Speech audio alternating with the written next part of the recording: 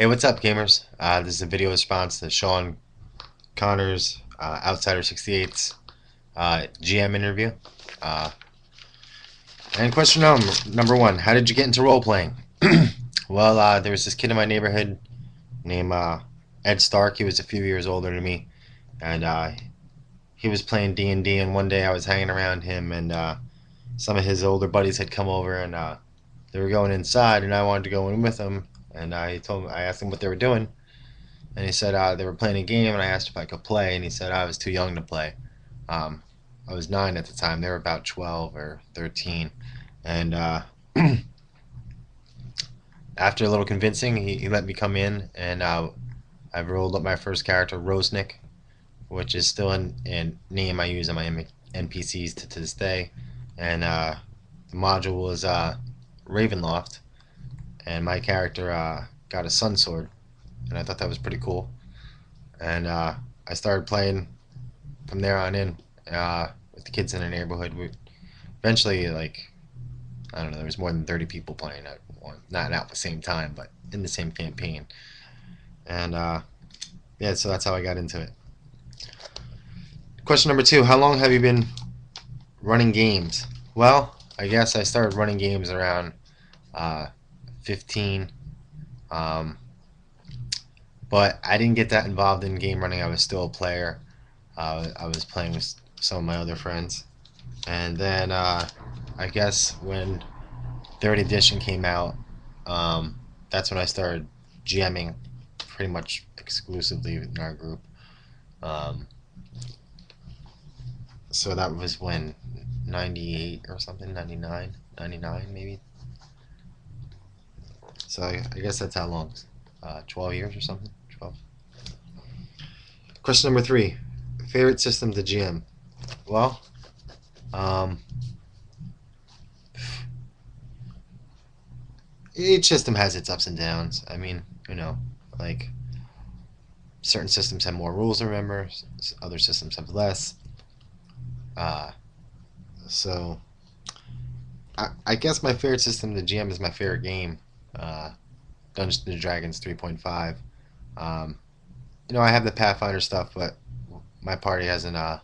We haven't played it yet. We don't think it's robust enough yet. We could use it right on top of D&D 3.5, but we're gonna wait. And I'm just collecting the Pathfinder stuff, even though I do like it from what I've read, and I look forward to running it. But so far, my favorite system is Dungeons and Dragons 3.5. How would you describe your DMing style? Um, Dynamic, dramatic, um, consistent, um, descriptive, uh,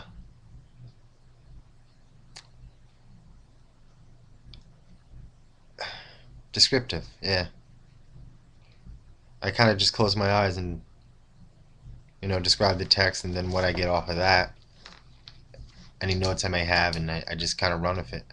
Um, I have the ideas in my head sometimes too, and I just run with it. I guess it's kind of fast. I love knowing the rules, and I know most of the rules, but I'm not too worried about like looking every rule up. Um, and it's we will look it up, but I mean, there's a time limit to it, really. Um, what's the next question? Number five. Your best quality as a GM. Um, Foreshadowing. Uh, Getting the characters' emotions to the players, like conveyed to the players, and having them work off of that, and bringing the clear to the characters what their motivations would be, even if I don't come out right out and say it. Normal life, like things that happen to you in normal life. I know there's a lot of people that sound stupid. You're playing a fantasy role playing game. Why would you want to involve normal life problems? But normal life quandaries can be just as fun playing role playing as fantastical or supernatural ones. The next question is, what makes a great GM? Happy players. Happy players make a great GM. Players who enjoy themselves, even if they didn't go for the best in the story, like the best for their character. As long as they enjoy the story, uh, and they enjoy the experience, then that's what makes it happy players. That's what makes a great GM.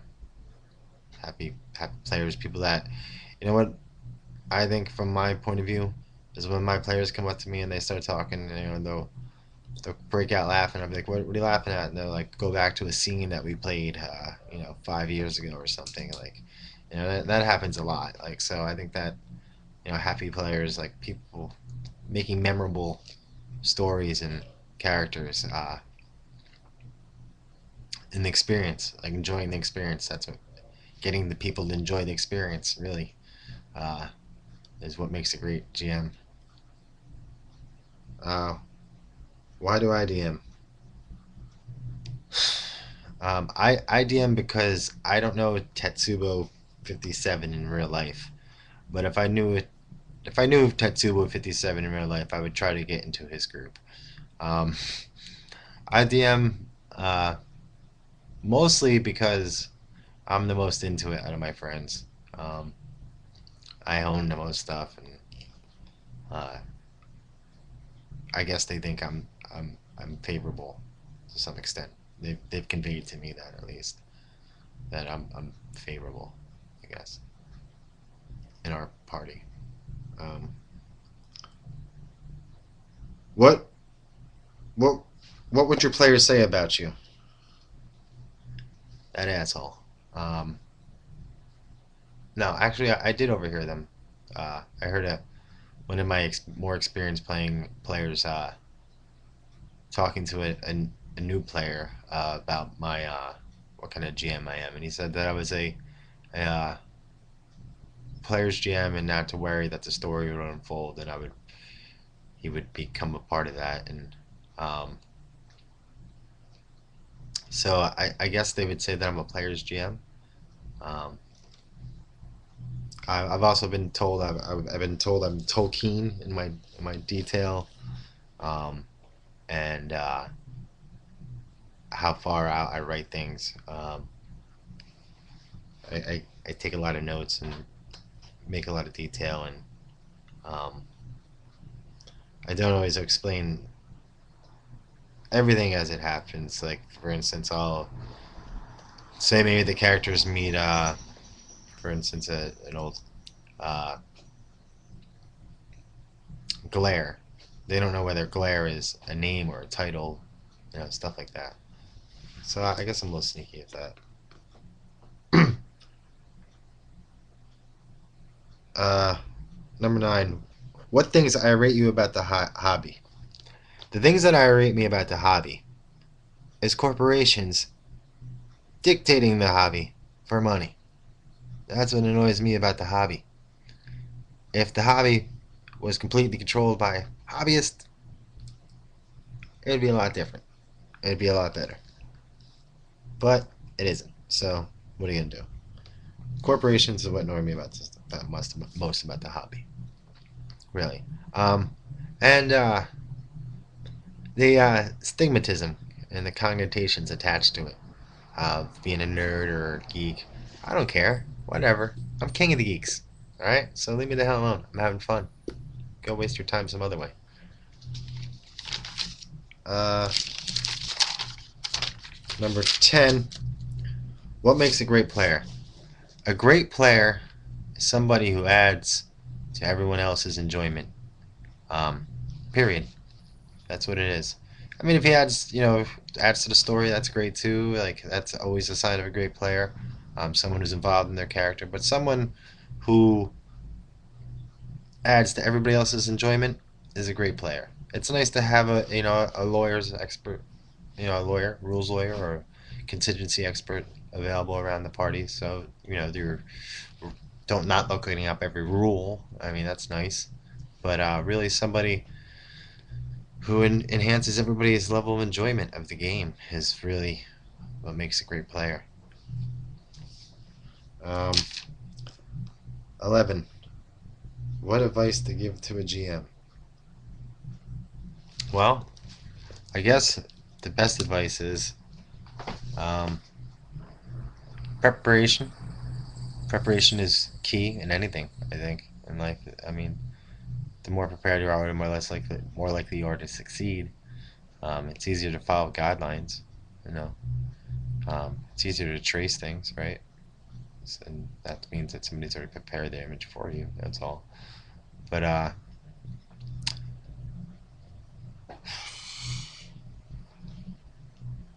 yeah, don't be afraid to let go as a GM. Like, just let your imagination go, and don't be afraid to go away from the rules. You don't have to explain everything of the rules. Um, know the rules. Take an effort to know the rules, and you know, you got to be able to roll with things. You have to be adaptable, um, and you got to be innovative. You got to be able to like always motivate your characters, uh, even if they throw a loop at you, you got to make a way for that loop to like somehow backfire at them if necessary. Like if you still need that plot in the line uh, for the future encounters. So um, you just don't be afraid to do what you got to do. I mean, if you want the whole sky to be rainbow color, that's fine. There's nothing wrong with that. There can be a reason for anything in Dungeons and Dragons. So or any role playing really game. Really, I mean, it's role playing. And people come to escape. It's an escapist game, and they want to think about the real world. They want to think about their character in that world, and that's your job. They get them away from their jobs and into your world. That's really what it's about. Um, and Outsider, thanks. I hope this helps somebody.